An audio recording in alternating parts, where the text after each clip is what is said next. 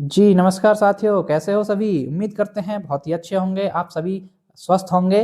देखिए साथियों, आज हम आपके लिए लेकर आए हैं एक बहुत ही शानदार सा टॉपिक, बहुत ही छोटा-सा टॉपिक है, जीन पियाजे का सिद्धांत, है ना? जो आपका जीन पियाजे ने कॉग्निटिव डेवलपमेंट की थ्योरी दी है, यानी संज्ञानात्मक विकास का सिद्धांत दिया है, उससे वो आज हम यहाँ पर डिस्कस करेंगे कि भई ये सिद्धांत क्या है, इसमें क्या-क्या तर्क दिया है जीन पियाजे ने, कैसे-कैसे ये जो बाल विकास पर काम करता है ये सिद्धांत, तो उसको हम यहाँ पर विस्तृत व्याख्या के साथ इस सिद्धांत को जानेंगे आज। तो देखिए ये जो जीन पियाजे का सिद्धांत है, हर टेट एग्जाम में या आपका जो सिलेक्शन टेट होते हैं, सिलेक्शन जैसे सुपर टेट वगैरह, केवीएस, एनवीएस, जहाँ पर भी आपकी जो बाल विकास आता है, भाई टीचिंग एग्जाम में सभी में बाल विकास आता है, तो उसमें जो आपका जो जीन पियाजे से लेकर संबंधित आपका 1 से 2 या 3 से 4 नंबर भी का क्वेश्चन भी आ जाते हैं। तो ये सिद्धांत बहुत ही इंपॉर्टेंट है बाल विकास के लिए।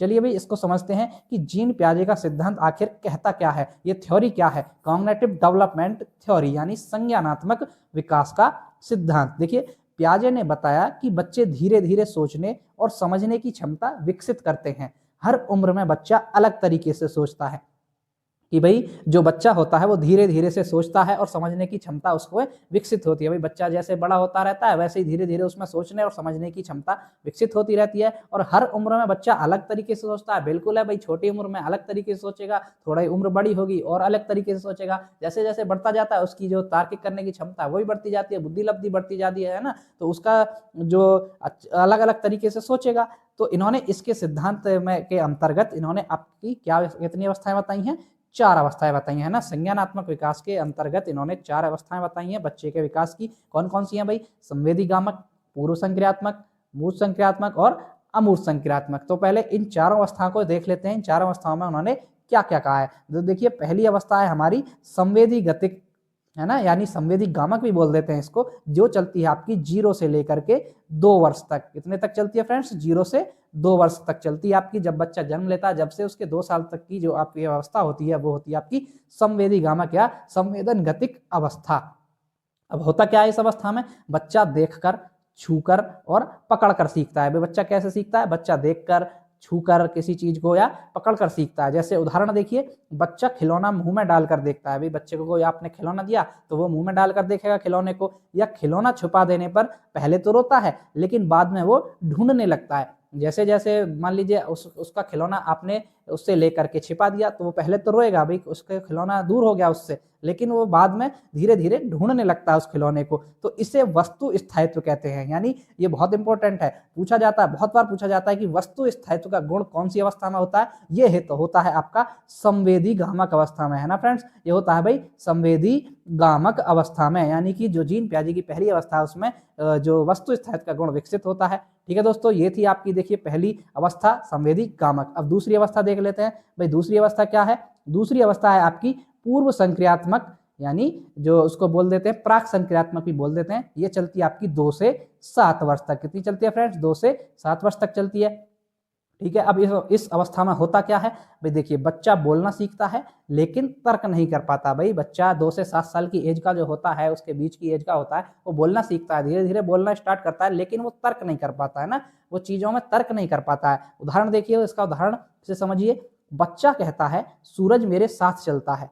अब देखिए बच्चा क्या कह रहा है, जैसे भाई जैसे जैसे हम चलते हैं हमें कैसे कैसे लगता है भाई सूरज भी हमारे साथ चल रहा है ऐसा। तो बच्चा वही कहता है कि बच्चा बोलता है कि भाई सूरज भी मेरे साथ चल रहा है, जैसे मैं चल रहा हूँ वैसे ही मेरे साथ सूरज चल रहा है। या और क्या कहता है, देखिए गिलास बदलने पर सोचता है कि पानी ज्यादा हो गया है। यानी कि भाई एक देखिए वो कोई संकरा गिलास है, पतला है लेकिन वो लंबा है ना, और एक चौड़ा गिलास है वो छोटा है। तो उसमें गिलास बदल दिया तो वो सोचेगा कि जो पतला गिलास है लंबा है, लेकिन वो तो भाई पतले और लंबे गिलास में ज्यादा पानी होगा। जैसे मान लीजिए ये गिलास है, ये बड़ा है और ये गिलास है छोटा, है ना, तो ये छोटा गिलास है। अब लेकिन पानी भाई इसमें ज्यादा आएगा क्योंकि ये तो संकरा है बस, है ना, बड़े ही लंबा है लेकिन संकरा है। ये चौड़ा है, छोटा है, लेकिन पानी इसमें ज्यादा आएगा। उसको क्या लगता है कि भाई पानी इसमें ज्यादा आएगा, तो गिलास बदलने पर उसको लगता है कि पानी चेंज ज्यादा हो गया है। ठीक है, इसे अहम केंद्रित सोच कहते हैं। क्या कहते हैं? इसी को अहम केंद्रित सोच यानी अहम केंद्रित वाक बोलते हैं। ये आपका जीन पियाजे की दूसरी अवस्था का बहुत महत्वपूर्ण गुण है।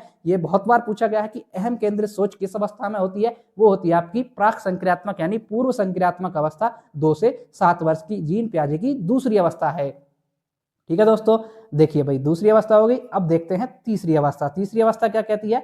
मूर्त संक्रियात्मक अवस्था, है ना। कौन सी है? मूर्त संक्रियात्मक अवस्था। ये चलती है आपकी 7 से 11 वर्ष। कितनी चलती है फ्रेंड्स? 7 से 11 वर्ष। इसमें क्या होता है भाई? बच्चा सही गलत समझने लगता है, लेकिन केवल चीजें देखकर। भाई इसमें बच्चा 7 से 11 साल का जो होता है वो चीजों में सही या गलत का फर्क समझने लगता है कि सही क्या है गलत क्या है, लेकिन केवल चीजों को देख करके, है ना। ऐसे नहीं उसके सामने चीजें नहीं है तब भी सही गलत सोच रहा है, नहीं, केवल चीजों को देख करके वो सही गलत समझने लगता है ना। तो उदाहरण देखिए इसका, जैसे चौड़े गिलास का पानी पतले गिलास में डालने पर कहता है पानी उतना ही है। वो क्या कह रहा है भाई? चौड़े गिलास का पानी पतले गिलास में डालने पर क्या कहा उसने? कि पानी उतना ही है, पानी कम नहीं हुआ है। उसने गिलास को देखकर नहीं बताया कि पानी ज्यादा हो गया, उसने पानी को देखकर ही बताया भाई पानी इसमें भी उतना ही था। मान लीजिए ये गिलास है एक, है ना, और एक ये पतला गिलास है, तो पानी तो वही है भाई, इसका इसमें डाल दिया, इसका इसमें डाल दिया, पानी तो एक वही था। तो उसको वो बताएगा कि हाँ पानी वही है, पानी उतना ही है। तो इसे बोलते हैं संरक्षण का सिद्धांत। क्या बोला जाता है दोस्तों इसको?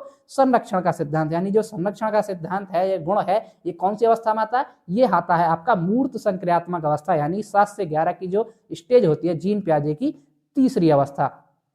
ठीक है दोस्तों, चलिए आगे देखते हैं भाई इसकी चौथी अवस्था क्या है। चौथी अवस्था है आपकी औपचारिक संक्रियात्मक अवस्था, यानी कि इसको अमूर्त अवस्था भी बोला जाता है। ये चलती है आपकी 11 वर्ष से ऊपर, यानी 11 से प्लस, 11 साल से ऊपर चलती है ये। इसमें क्या होता है भाई? बच्चा गहराई से सोच सकता है। क्या कर सकता है भाई? बच्चा गहराई से सोच सकता है।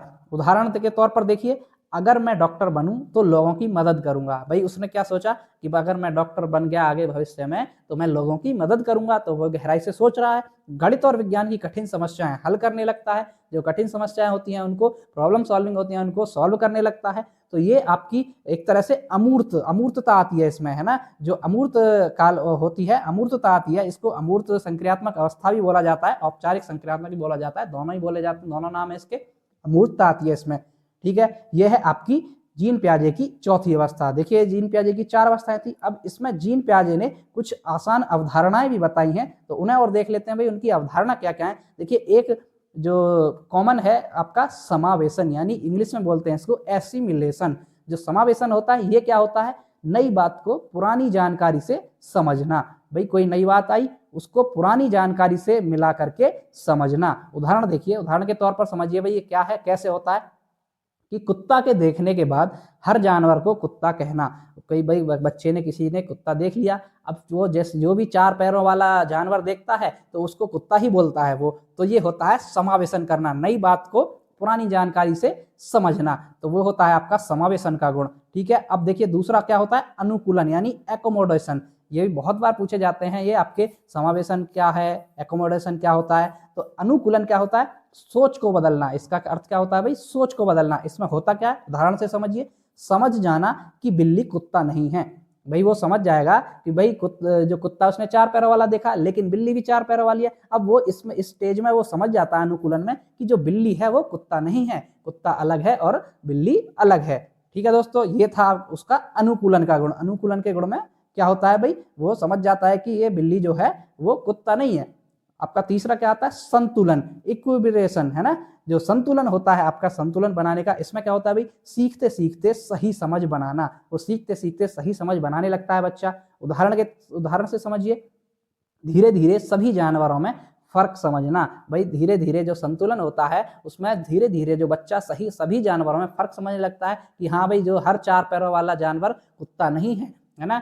4 पैरों वाले और भी जानवर होते हैं, जैसे बिल्ली है, गाय है, भैंस है, शेर है, बाघ है ना। तो वो समझने लगता है, धीरे धीरे जानवरों में फर्क समझने लगता है, ठीक है। एक और होता है इनका, एक मैं यहाँ पर लिख देता हूँ, स्कीमा। एक और होता है स्कीमा, ये बहुत बार पूछा जाता है स्कीमा भी। स्कीमा क्या होता है? स्कीमा होता है जो आपके दिमाग में जो पैटर्न चलते हैं, कोई जानकारी को आप संग्रह कर लेते हैं अपने दिमाग में आंकड़ों के रूप में, पैटर्न के रूप में, वो आपका होता है स्कीमा। इसको बोलते हैं, एक पैटर्न भी बोल देते हैं, पैटर्न, है ना। ठीक है दोस्तों, इसको पैटर्न भी बोला जाता है, ठीक है। स्कीमा होता है एक तरह का पैटर्न की, जो आप अपने दिमाग में सूचनाओं का संग्रह करते हैं, आंकड़ों का एक पैटर्न के रूप में संग्रह कर लेते हैं, उसको स्कीमा बोला जाता है। जीन पियाजे ने उसको स्कीमा का नाम दिया है। ठीक है दोस्तों, तो देखिए ये था आपका जीन पियाजे का सिद्धांत, जो बहुत ही इंपॉर्टेंट सिद्धांत है। हर टेट एग्जाम में लगभग 3 से 4 क्वेश्चन आ ही जाते हैं इस जीन पियाजे के सिद्धांत से।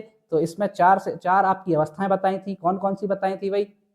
देखिए पहली थी आपकी संवेदी गामा, दूसरी थी आपकी प्राक संक्रियात्मक, तीसरी थी आपकी मूर्त संक्रियात्मक और चौथी थी आपकी अमूर्त संक्रियात्मक, यानी या औपचारिक संक्रियात्मक भी बोल सकते हैं। पहली आपकी कितने एज तक होती है? 0 से 2, दूसरी कितनी होती है आपकी? 2 से 7, तीसरी कितनी होती है आपकी?